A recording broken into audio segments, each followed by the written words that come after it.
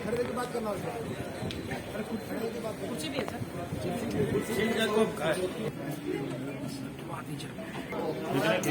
మీకే ప్రయారిటీ ఇచ్చారు స్నేహితులుగా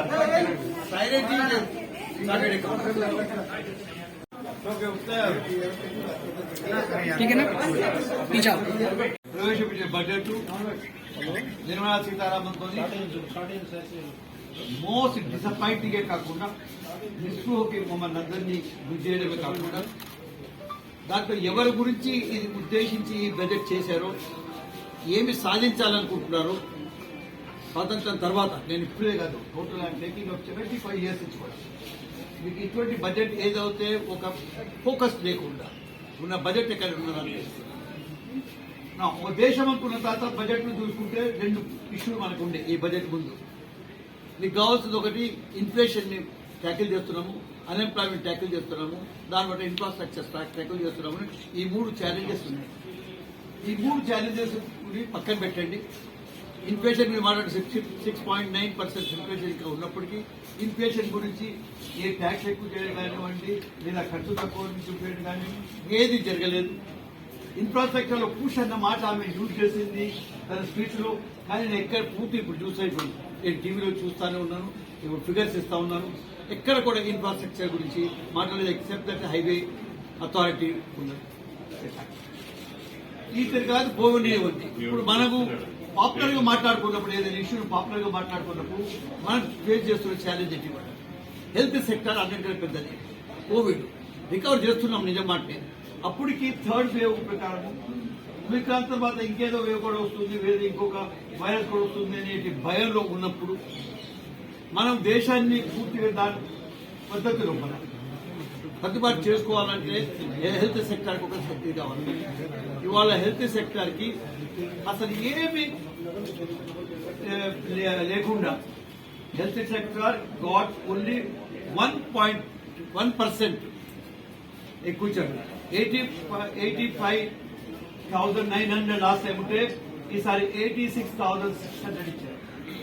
ఆల్రెడీ కోవిడ్ ఉన్నప్పుడు బడ్జెట్ లోపల మీకేం కావాలంటే 1% రైజ్ చేసి పోనీ వాటిని పక్కన పెట్టండి. మాట్లాడుకుందాం, అన్ఎంప్లాయ్మెంట్ గురించి మాట్లాడుకుందాం. అంటే ఇష్యూస్ కాబట్టి నేను వేరే కొత్తగా నేను నాకు తీస్తాను కాదు, వాళ్ళు మాట్లాడుతున్న ఇష్యూ, నీతి ఆయోగ్ లో మాట్లాడుతున్న ఇష్యూ, కేబినెట్ లో మాట్లాడుతున్న ఇష్యూ మన్రేగా తీసుకుంటాను. మన్రేగా ఒకటే ఇష్యూ. ఇండిపెండెన్స్ వచ్చిన కానించి, స్వాతంత్రం వచ్చిన కానించి ఏదైనా పెద్ద పని ఇక్కడ జరిగింది అంటే మన్రేగా లోపల ఒక ఎంప్లాయ్మెంట్ క్రియేట్ చేశాము బీదవాడ రూరల్ ఏరియాస్ కి. దానివల్ల పూర్తిగా ఒక ఎకానమీ, రూరల్ ఎకానమీ స్టేబుల్ అయింది. ఎకానమీ చూసుకుంటాం. ఇప్పుడు ఏం చేశారంటే 25% తక్కువ చేశారు మన్రేగా. ఎంప్లాయ్మెంట్ గురించి మాట్లాడుకున్న మనం ఇవాళ దాని మన్రేగా గురించి చూసుకుంటే 25% తక్కువైంది. మీకు ఫిగర్స్ కూడా ఇవ్వాలంటే చెప్తాను నేను మీకు, ఇస్తాను ఫిగర్స్ మీకు. మన్రేగా మేమేం కోరుకున్నామంటే రూరల్ డెవలప్మెంట్ చూసుకుందాం. రూరల్ డెవలప్మెంట్ కూడా 2.7 lakhs లాస్ట్ టైం ఉండేది. ఈసారి 2.6 lakh అండి రూరల్ డెవలప్మెంట్. మన్రేగా ఎంప్లాయ్మెంట్ అట్లా పక్కన పెట్టి రూరల్ డెవలప్మెంట్ చూస్తున్నాం. మేము ఆన్ ది అదర్ హ్యాండ్ మా దగ్గర నుంచి మా ముఖ్యమంత్రి గారు కానివ్వండి, అక్కడ మినిస్టర్ గారు కానివ్వండి ఒకటి చేశారు. నేను ఒక 3 దినాల నుంచి లాస్ట్ 3 దినాల నుంచి కూడా మీరు ఎప్పుడు టీవీ చూస్తే ఆల్మోస్ట్ ఆల్ ఎక్స్పర్ట్స్ ఒకటే చెప్పారు, మన్రేగా రూపం మీద ఏదన్నా అర్బన్ ఎంప్లాయ్మెంట్ గురించి కూడా ఒక స్కీమ్ తీసుకుంటే బాగుంటుంది అనేది ఒక కొత్త నినాదం. ఎట్లా తక్కువ ఎందుకు ఇవాళ ఆమె స్పీచ్ లో ఏం చెప్పింది, 50% of the population is going to be urban population. ఆ మాట ఒప్పుకుంటూ అర్బన్ పువర్ గురించి ఏం చేస్తున్నాం? అర్బన్ అంటే రోడ్లు కాదు, అర్బన్ అంటే బిల్డింగ్ కాదు, అర్బన్ అంటే తెలంగాణ భవన్ కాదు, అర్బన్ ఇక్కడ ఉన్న బీదవారి సంగతి ఏంటి? దాని గురించి ఏమన్నా స్కీమ్ పెట్టారా? తెలంగాణ అనేది మేము చెప్పుకుంటూ పోయాం. మీరు రూరల్ డెవలప్మెంట్ మన్రేగా పెట్టినట్టు రూరల్ అర్బన్ గురించి కూడా పెట్టాలన్నాం. ఇవాళ ఏం చేసిండ్రు? అక్కడ దాన్ని అర్బన్ లో అనుకోలేదు. ఎక్కువ చేసిండ్రు. 73 crores లాస్ట్ టైం 76 crores చేసిండ్రు. Saying that it is going to be double. Population is going to equal 50% ఉండబోతుందని చెప్పిన అర్బన్ డెవలప్మెంట్ కూడా స్కీమ్స్ ఇవ్వకపోవడం ఒక దిక్కు. స్కీమ్ కాదు, ఉన్న ఆర్డినరీ ఇన్ఫ్రాస్ట్రక్చర్ తీరుగా పెడతా ఉన్నారు. ఇప్పుడు మీకు చెప్పేసి ఇన్ఫ్రాస్ట్రక్చర్ లో కూడా ఎవరైనా మీరు గత ఒక్క నెల నుంచి ఏ కమెంటరీ మన పేపర్లో చూసినా కానీ ఇన్ఫ్లేషన్, అన్ఎంప్లాయ్మెంట్, ఇన్ఫ్రాస్ట్రక్చర్ ఈ మూడు challenges to the new budget అన్నారు.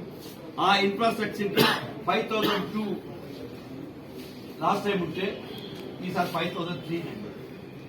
దానికి ఆమె స్పీచ్లు కూడా we have given a push to infrastructure అనే మాట్లాడారు. ఒకటి అమృత్ అండ్ స్మార్ట్ సిటీస్ డబ్బులు ఎక్కువ చేశారు. అది కూడా 13,900 ప్లాట్స్ ఉంటే ఈసారి 14,700 చేశారు. ఒక 100 అది మాకు ఇస్తున్నారా లేదా ఇంతవరకు మాకు తెలియదు. ఎందుకంటే ఇప్పుడు ఏ ప్రజలతో చూస్తున్నాము ఏ తీరుగా అయితే మమ్మల్ని వాళ్ళు పూర్తిగా వ్యవస్థ మాకు చూపిస్తా ఉన్నారు. ఒక ఎనిమాసిటీ మా ఎదురు చూపిస్తా ఉన్నారు. మాకు ఎనిమిది అయిపోయినట్టు మాట్లాడుతూ ఉన్నారు. వివక్ష అంటే డిస్క్రిమినేషన్. ఇది వివక్షనే కాదు.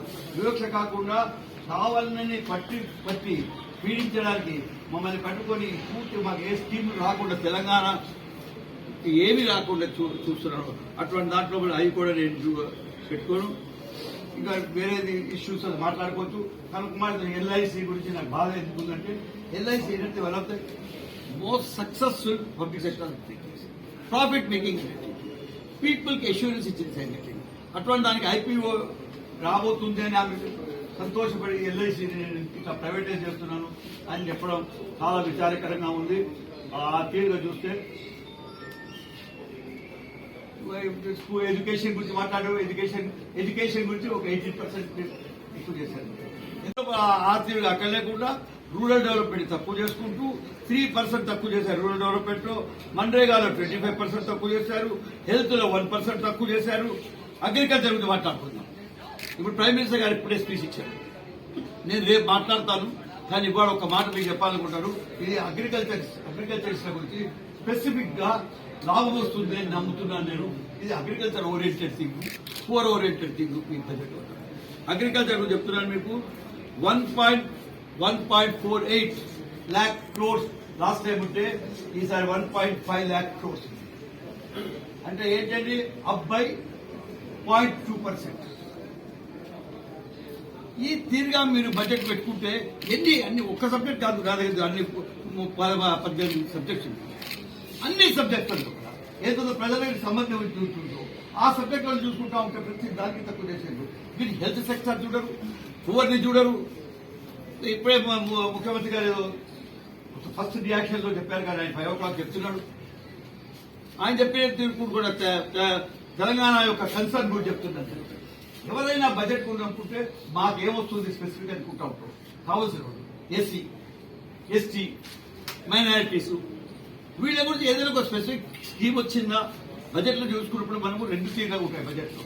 ఒకటి దీనివల్ల మనకి దేశం యొక్క స్టెబిలిటీ, ఎకానమీని స్టెబిలైజ్ చేయడానికి, పొలిటికల్ స్టెబిలైజ్ చేయడానికి మనం కొన్ని స్కీములు పెట్టుకుంటాం. ఆ డబ్బుల్ని తీసుకొచ్చి పెడతాం. లేదంటే ఎంత ఇన్కమ్ వస్తుందో దానికి ఎట్లా ఎక్స్పెండిచర్తో చూపించుకుంటూ బ్యాలెన్స్ షీట్ చూపిస్తాం. దాన్ని ఒక బడ్జెట్ చేస్తాం. ఇవాళ ఆ 2 తీర్లు కూడా లేదు. మీకు డీటెయిల్స్ ఇవ్వలేదు అనే కాదు, డీటెయిల్స్ మాకు దీంట్లో ఆన్లైన్ లో దొరుకుతుంది. పెట్టండి, పూర్తిగా ఎత్తుక్కుంటూ తీసుకొచ్చారు. పోనివ్వండి, ఏంటి చేసిందంటే పూర్తిగా తెలంగాణ నుంచి కొన్ని కాపీ చేసి యూనిక్ ల్యాండ్ ఐడెంటిటీ స్కీమ్ అన్నారు. అది మన దగ్గర ఉంది. మీరు వన్ నేషన్ వన్ రిజిస్ట్రేషన్ ఉన్నారు. దాని అర్థం ఏంటో నాకు తెలియదు.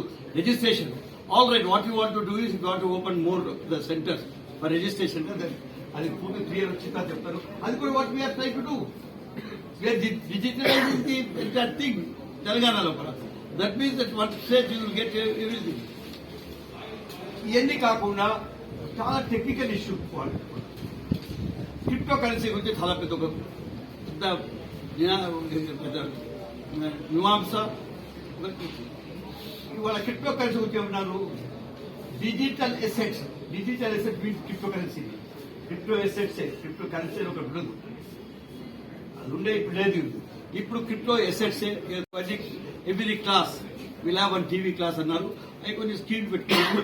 కానీ హెల్త్ కానీ ఎడ్యుకేషన్ కానివ్వండి అగ్రికల్చర్ కానివ్వండి ఈ scheme they require some kind real Boost invest ఎక్కడ ఇన్వెస్ట్మెంట్ లేదు ఎడ్యుకేషన్ లోపలనే కొంతమంది ఎడ్యుకేషన్ 1.8% ఇంక్రీజ్ అయింది 18% ఇంక్రీజ్ ఒక స్కీమ్లో ఇది మీద 1.8 టోటల్ అయింది ఏం చేస్తాం కానీ మొత్తంగా చూస్తే ఈ బడ్జెట్ అసలు చదవాలన్నా చదవకూడదు అంటే ఆన్లైన్ చదవాలి ఇప్పుడు ఇదిగా డీటెయిల్స్ చూస్తాను అది చూడటం అవసరమా అసలు దానికి వృధానా అనేది అర్థం కాని తీరుగా ఆమె స్పీచ్ ఉంది ఒకసారి 1.5 టైమ్స్ చూశాను ఇప్పుడు నేను కమెంట్రీస్ అంతా దేశం నుంచి వచ్చే కమెంట్రీస్ చూస్తున్నాం కాబట్టి this is one of the most bad budgets if not worst absolutely useless direction less లేకుండా ఉంది దిశ లేకుండా వచ్చిన బడ్జెట్ ఇటు బీదవాడికి కానివ్వండి అక్కడ మిడిల్ క్లాస్కి కానివ్వండి గొప్పవాడు అడుగుతా ఉన్నాడు మేము సర్చార్జ్ ఇస్తాం కావాలంటే రిచ్ పర్సన్కి సర్చార్జ్ ఇస్తున్నాం అనేటి ఇవి కూడా వచ్చినాయి ప్రపోజల్స్ దాని గురించి ఎవరు మాట్లాడతాం లేదు రిచ్ మ్యాన్ గురించి కానివ్వండి కార్పొరేట్ సెక్టార్ల గురించి కానివ్వండి వాటి గురించి మాట్లాడకుండా పైసలు ఎట్లా కలెక్ట్ చేద్దాము అనేది లేకుండా ఈ దశలో పోయింది కాబట్టి ఈ బడ్జెట్ మేము టోటల్గా అపోజ్ చేస్తున్నాము టోటల్ అవార్డు దాన్ని మొత్తం చూసి పరిపూర్ణతతో సంపూర్ణంగా 360 డిగ్రీస్లో వెతుక్కుంటే ఎక్కడ కూడా దీనివల్ల లాభం ఇక్కడ వస్తుంది అనేది కనపడటం లేదు సార్ క్యాపిటల్ ఎక్స్పెండిచర్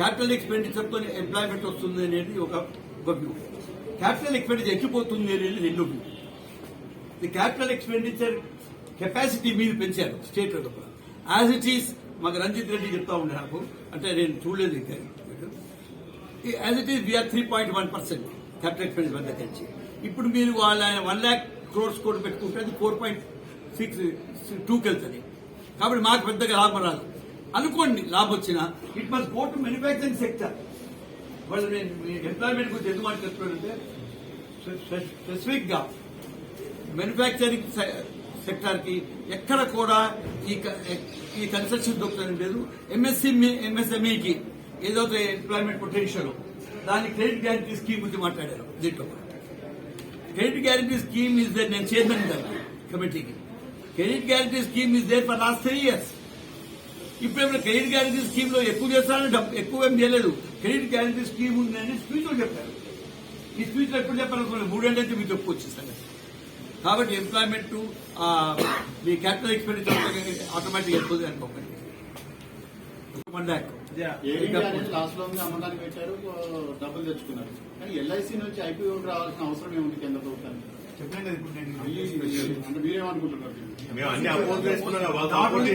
ఇంతకన్నా నీచమైన యాక్ట్ ఉండదు చెప్తున్నారు ఎందుకంటే ఇది గవర్నమెంటల్ ఆర్గనైజేషన్ కాదు LIC it has become a national organisation ప్రజలు ఏదో ఇన్సూరెన్స్ చేస్తున్నాం మనీ దట్ ఇట్స్ ఈక్విటీగా కూడా పోతుంది కాబట్టి మీరు దాన్ని అంతకన్నా వేరే ఇండస్ట్రీస్ ఆయన ఎయిర్ ఇండియా అన్నాడు ఇదో ఇది లాస్ ఉంది ఇదని చెప్తున్నాడు ఎల్ఐసి గురించి మీరు చెప్పడానికి వీలు ఉండదు ఏదే కానీ ప్రొక్యూర్మెంట్ గురించి వాడు చెప్పారు ఇప్పుడు ప్రొక్యూర్మెంట్ ఇష్యూ ఏంటంటే ప్రొక్యూర్మెంట్ ఇంత చేసామని ఫిగర్ చెప్తా ఉన్నారు ఏదైతే స్టేట్ గవర్నమెంట్ చేస్తూ ఉన్నాయి మేము సెంట్రలైజ్ ప్రొక్యూర్మెంట్ ఉంటుంది డీసెంట్రలైజ్ ప్రొక్యూర్మెంట్ ఏది చేసినా ఫస్ట్ మా తెలంగాణ మాత్రం క్రాప్ రావడంతోనే ఫస్ట్ మేము స్టేట్ కొనుక్కొని దాన్ని కస్టమైజ్ మిల్లింగ్ చెప్పాలి ఏదైతే ఎఫ్సీఐ తీసుకుంటారో ఆ మిల్లింగ్ చేసిన తర్వాత ఇవాళ రోడ్డు మీద ఉన్న ఇంకా క్రాప్ గురించి మాట్లాడతాం ఇది so what is talking is not fully correct figure చూస్తున్నాడు నిజంగా పెద్దగా ఉంది మా దగ్గర కూడా పెద్దగా ఉంది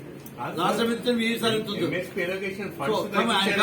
so next I come to కాబట్టి వాట్ ఎగ్జాక్ట్లీ అగ్రికల్చర్ ఇవ్వాలి ఫార్మర్స్ పంజాబ్ ఫార్మర్స్ వచ్చి కూడా వాడు అప్పటికి బిట్రియల్ డే పెడతా అంటున్నాడు మండే ఎందుకు పెడతా అంటున్నాడు MSP because you promise MSP which to come as law MSP has not come as law and there is no mention about MSP at all ఎంఎస్పీలో మెన్షన్ ఉంటే బడ్జెట్ ఎలొకేషన్ చేంజ్ ఉంటుంటే లేదా mention కూడా లేదు so procurement గురించి వాడు చెప్పినట్టు MSP there is no law at all that is condemnable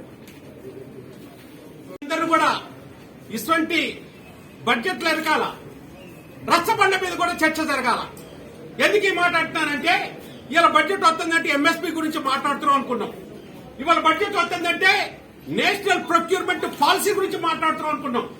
ఇవాళ బడ్జెట్ వస్తుందంటే 15 నెలల పాటు రైతులు చేసినటువంటి పోరాటానికి ఈ బడ్జెట్ లో కనీసం రైతుల గురించి మాట్లాడతాం అనుకున్నాం. ఎలాంటి ఇది లేదు. ఏంటో ఎందులో ఉందంటే మొత్తం డిజిటల్ అట.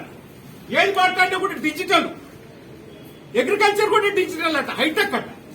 అరే ఎట్లా అనిపిస్తుందంటే ఈ బడ్జెట్ లో వాళ్ళు రాసిన మాటే మీ ముందు ఉంచుతుంటా ఏమంటారంటే అగ్రికల్చర్ మీద ఏం రాస్తారంటే digital and hitech services of farmers అంట. అరే మరి data digital and hitech services to the farmers. ఇది మాట్లాడితే డిజిటల్ అంటాడు, డిజిటల్ రూపీ అంటాడు, డిజిటల్ కరెన్సీ అంటాడు, లేకపోతే డిజిటల్ ఎకో సిస్టమ్ అంటాడు. మొత్తం బడ్జెట్ అంతా కూడా డిజిటల్ అంటే ఇక మన కళ్ళ ముందు అవపడదు. కళ్ళకి కనపడనిది, మనకి అవసరం ఉన్నది తీర్చనిది, మనకి కావాల్సింది చెయ్యనిది, ఈ విధంగా చెప్పుకోవటానికనే డిజిటల్ అని అన్నారు. చాలా బాధ అనిపిస్తుంది.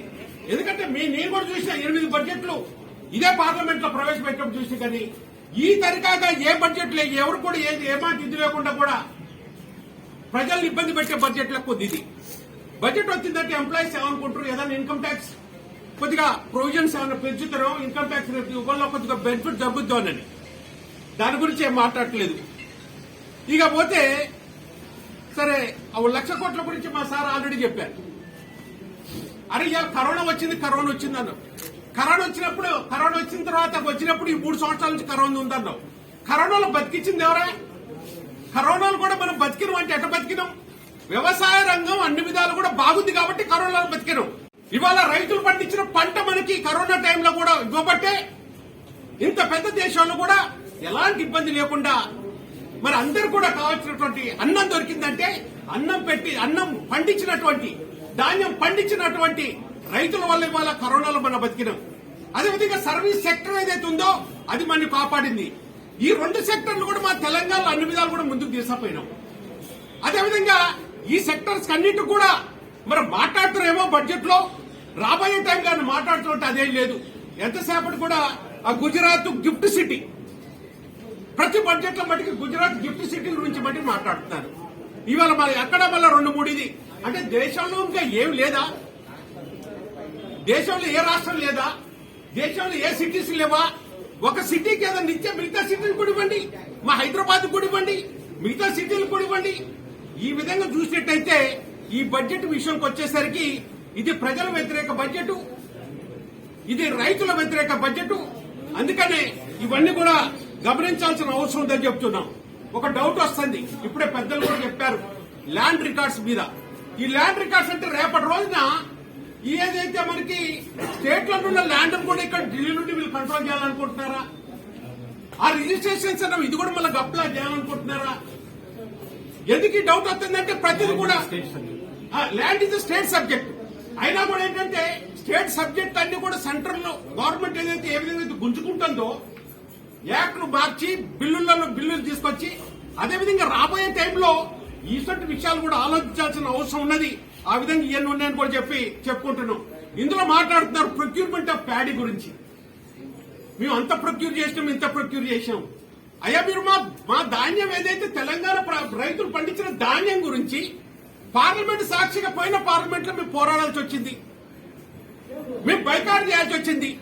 ఎంపీలు అందరం కూడా 2 హౌసులలో బయటకు 6 రోజుల పాటు నిలబడి ధర్నా చేయాల్సిన పరిస్థితి వచ్చింది, 9 రోజుల పాటు.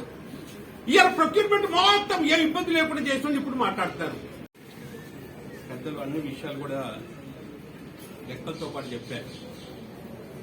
భారతదేశంలో బడ్జెట్ ప్రవేశపెడతారంటే, పార్లమెంట్ లో బడ్జెట్ ప్రవేశపెడతారంటే భారతదేశంలో ఉన్నటువంటి అందరు కూడా ఈ రోజు బడ్జెట్ లో మాకేముంటది, మా రాష్ట్రానికి ఏముంటది, మా దేశంలో ఏముంటది, మాకేముంటదని అన్ని కులాలు, మతాలు, వర్గాలు, ప్రజలందరూ కూడా ఎదురు చూస్తుంటారు బడ్జెట్ పెట్టే టైంలో. ఇవాళ బడ్జెట్ పెట్టారు.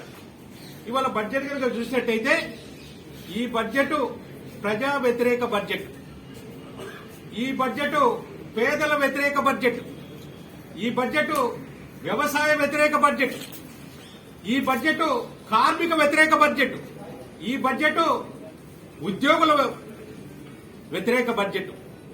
ఎందుకు ఈ మాట అంటున్నారంటే బడ్జెట్ లో కనీసం ఏ వర్గాల గురించి కానీ నేను చెప్పినటువంటి వాళ్ళ గురించి కానీ ఏది కూడా మెన్షన్ చేయలేదు. ఏంటయ్యా వాళ్ళు మెన్షన్ చేశారు అని అంటే ఇదట అమృత కాల్. అమృతం అనేది ఎప్పుడో ఎరగట మన పుస్తకాలలో చదివిన అమృత కాల్ నెక్స్ట్ 25 years అట.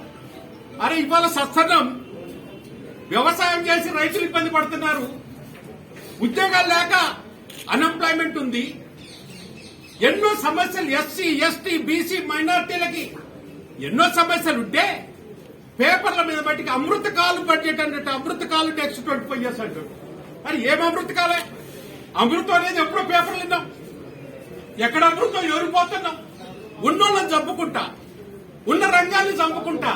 అమృతం అంటే అమృత ఆయన ఎవరు సాగకుండా ఉన్నాడు అనేది అప్పట్లో అనుకుంటే పుస్తకాలలో.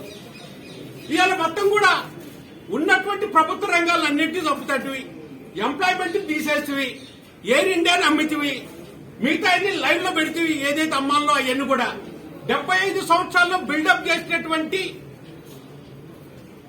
ప్రభుత్వ రంగాల్ని నువ్వు అమ్మటం మొదలు పెట్టుకుంటూ మళ్ళీ అమృతకాలం అంటే దానికి అమృతకాలం ఏంటి ఇంత తెలియదు. మీరు ప్రొక్యూర్ చేయకపోతే ఆ మిల్లులోళ్ళు ఈ మిల్లులోళ్ళు రైతులకు తక్కువ ధరకు వచ్చి మొత్తం అమ్మాల్సిన పరిస్థితి వచ్చింది. ఇక్కడ ప్రొక్యూర్మెంట్ అన్నప్పుడు నేషనల్ ప్రొక్యూర్మెంట్ పాలసీ తీసుకొస్తే బాగుండేది. ఏది ఏమైనా కూడా ఈ బడ్జెట్ అనేది రాష్ట్రాలకు గాని దేశ ప్రజలకు గాని అనుకూలమైనటువంటి బడ్జెట్ కాదు. ఇది వ్యతిరేక బడ్జెట్. అది ఆల్రెడీ చెప్పారు. 1,00,000 కోట్లు ఇచ్చారు దీనికి ప్రత్యేక ఆర్థిక సహాయం, స్పెషల్ అసిస్టెన్స్. 1,00,000 కోట్లు ఇచ్చింది కూడా ప్రత్యేకంగా ఒక రాష్ట్రానికి అంటే ఇవ్వలేదు. మళ్ళీ రేపు తెలంగాణ పోయి దాని ప్రాజెక్ట్ తీసుకోమేమో మాకు నచ్చలేదంటారు కదా. వాళ్ళు పాపులేషన్ ప్రకారం నియమని చెప్పండి. అదన్నా రిపోర్ట్ అంతా కూడా ఈ రోజు ఒక 100 మంది ఇంపార్టెంట్ ఎకానమిస్టులు 4 సంవత్సరాల నుంచి సర్వే చేసి ఈ రోజు ప్రపంచానికి ఆ రిపోర్ట్ ఇచ్చారు. ఆ రిపోర్ట్ లో ప్రధానమైనది ఏముందంటే గత 4 సంవత్సరాల నుంచి భారతదేశంలో అసమర్థ్యాలు ఎక్కువ పెరిగిపోయాయి. శ్రీమంతులు పెరుగుతూనే పోతున్నారు, వారి డబ్బు పెరుగుతున్నది, పేదరికం ఇంకా పెరుగుతూనే పోతున్నది. 4.5 కోట్ల భారతీయులు అతి పేదరికంలో ఉన్నారు ఈ సంవత్సరం అని ఆ రిపోర్ట్ చెప్పారు. 4.5 కోట్ల ప్రజలంటే సుమారు దేశంలో ప్రపంచంలో 50% అతి పేదరికంలో ఉన్న వాళ్ళు భారతదేశంలో ఉందనే రిపోర్ట్ వచ్చారు. సో ఈ బడ్జెట్ కూడా ఈ ఇన్ఈక్వాలిటీని పెంచే దిశలో వెళ్తుంది కానీ తగ్గించే ప్రయత్నం మాత్రం జరగలేదనేదే మా అభిప్రాయం. నేను 2 పాయింట్స్ యాడ్ చేస్తాను. పెద్దలు ఇప్పటివరకు అన్ని చెప్పారు. ప్రధానంగా ఈ బడ్జెట్ లో 2 చాలా స్పష్టంగా కనిపించినాయి. మాకు అనుమానాలు లేనెత్తుతున్నాయి. ఏంటంటే ఈ మొన్న విత్డ్రా అయిన వ్యవసాయ బిల్స్ మళ్లీ వేరే రూపంగా తీసుకొచ్చే ప్రమాదం కనిపిస్తుంది. ఈ మాట ఎందుకు అంటున్నానంటే వాళ్ళు వ్యవసాయం గురించి మాట్లాడినప్పుడు 2 చాలా స్పష్టంగా చెప్పారు. వ్యవసాయ రంగంలో మేము ప్రైవేట్ ఇన్వెస్ట్మెంట్స్ తీసుకొస్తున్నాం, ప్రైవేట్ పార్టిసిపేషన్ ఎంకరేజ్ చేస్తున్నాం, రైళ్లను ప్రత్యేకంగా రైతులకు వారి సరుకు తింపడానికి ప్రత్యేకంగా ఏర్పాటు చేస్తున్నాము అనే మాట చెప్పడంతోనే మళ్ళా దీనికి లింక్ గా ఎంఎస్పీ ప్రకటించలేదు. వాళ్ళు ఎంఎస్పీ గురించి మాట్లాడలేదు. రెండవది మన్రేగాని వ్యవసాయంతో లింకప్ చేయమన్నారు. మన్రేగాను వ్యవసాయంతో లింకపే గాక మన్రేగా కూడా అలొకేషన్స్ తగ్గించారు. So there is a dangerous possibility that కంపల్సరీగా మళ్లీ బ్యాక్ డోర్ మెథడ్ గా ఇవన్నీ కూడా బిల్స్ వాపస్ వస్తాయనే ఒక డౌట్. రెండోది ప్రధానమైన అంశం ఈ బడ్జెట్ లో కనిపించింది ఏంటంటే పేదరికం అనేది పెరుగుతూనే పోతుంటుంది. ఉదాహరణకు ఈ రోజు వ్యవసాయ రంగం 60% ప్రజలు వ్యవసాయంపై ఆధారపడి ఉన్నారు. అటువంటి 60% ప్రజలకు సంబంధం ఉన్న ఈ వ్యవసాయ రంగాన్ని పూర్తిగా నిర్లక్ష్యం చేసే ప్రయత్నం ఈ బడ్జెట్ లో కనిపించారు. దాని గురించి ఎక్కువ మెన్షన్ లేదు. రెండవది సుమారు 11 కోట్ల ప్రజలు ఈ ఎంఎస్ఎంఈలపై ఆధారపడి ఉంటారు. దాని రక్షణ విషయంలో కూడా ఈ రోజు ఎటువంటి స్పష్టత రాలేదు. కావున ఇవన్నీ చూస్తూ ఉంటే తప్పనిసరిగా రాబోయే దినాల్లో సామాన్య ప్రజలకు భారం పడుతుంది. ఒక భయంకరమైన రిపోర్ట్ బయటకు వచ్చాది. దాని గురించి ఏం మాట మాట్లాడలేదు, మీరందరూ కూడా విన్నారచ్చు. ప్రపంచంలో అసమర్థ్యాలు ఇన్ఈక్వాలిటీ రిపోర్ట్ అనేది ఒకటి వచ్చాది. దానికి తోడు నేను 2-3 పాయింట్స్ యాడ్ చేద్దాం అనుకుంటున్నాను. ఈ బడ్జెట్ నిజంగా అందరికంటే ఎక్కువ నిరాశ వచ్చినట్టు తెలంగాణ ప్రభుత్వానికి, తెలంగాణ వాసులను. మేము ఎప్పటినో అడుగుతున్నాం, రీఆర్గనైజేషన్ అయినప్పటి తెలంగాణ రాష్ట్రానికి అన్యాయం జరుగుతుంది. అప్పటికే ప్రతి బడ్జెట్ మీద బడ్జెట్ వస్తూనే ఉంది. ప్రతి బడ్జెట్ లో తెలంగాణకు అన్యాయం చేశాం. ఈ కేంద్ర ప్రభుత్వం ఎందుకు ఇంత వ్యతిరేక పనులు చేస్తుంది తెలంగాణ రాష్ట్రానికి, ఎందుకు ఇట్లా శత్రువుగా మారిందో మాకు అర్థం అవ్వట్లేదు. ఎందుకంటే ఇంత ప్రోగ్రెస్ అయ్యి తెలంగాణ రాష్ట్రం అన్ని రంగాలలో మేము ముందుకు పోతుంటే మమ్మల్ని చూసి కాపీ చేసిన ఇన్ని స్కీమ్స్ కాపీ చేస్తున్నారు, కానీ తెలంగాణ రాష్ట్రానికి ఏం ప్రోత్సాహం అందిస్తలేరు. మీరు ఇప్పుడు హర్ఘర్ జల్ టాపిక్ తీసినా కూడా పెద్దలు చెప్పినట్టు 60,000 కోట్లు కేటాయించారు. మరి మేము 40,000 కోట్లు కేటాయించి ఆల్రెడీ హర్ఘర్ జల్ ఇంటింటికి నీళ్లు ఇచ్చిన మిషన్ భగీరథ. మరి మా డబ్బులు మాకు రిఫండ్ చేస్తారన్న మాట మేము మీ ద్వారా అడుగుతున్నాం. వ్యవసాయం గురించి కూడా చూడండి, క్యాపిటల్ ఎక్స్పెండిచర్ గురించి ఇంత మాట్లాడుతున్నారు. మేము క్యాపిటల్ ఎక్స్పెండిచర్ వ్యవసాయం మీద పెట్టినందుకు మా జీడీపీలు పెరిగినాయి. మా జీడీపీ తెలంగాణ రాష్ట్రం వచ్చినప్పుడు ఇప్పుడు 100% డబుల్ అయింది. అంటే దాంతో జీడీపీ పెరుగుతుంది, దాంతో పర్ క్యాపిటల్ ఇన్కమ్ పెరుగుతుంది. పర్ క్యాపిటల్ ఇన్కమ్ వచ్చినప్పుడు ఇప్పుడు డబుల్ అయింది. ఇవన్నీ చాలా కులమానాలు కాదా ఇవన్నిటికీ. ఇవన్నీ మా దగ్గర కాపీ చేసుకుంటూ చేస్తున్న కేంద్ర ప్రభుత్వం తెలంగాణకు సహాయం చేస్తే ఒక మంచి రన్నింగ్ ఇంజన్ కి ఆయిల్ సపోర్ట్ చేస్తే ఎట్లుంటుందో అట్లా చేస్తారనుకున్నాం.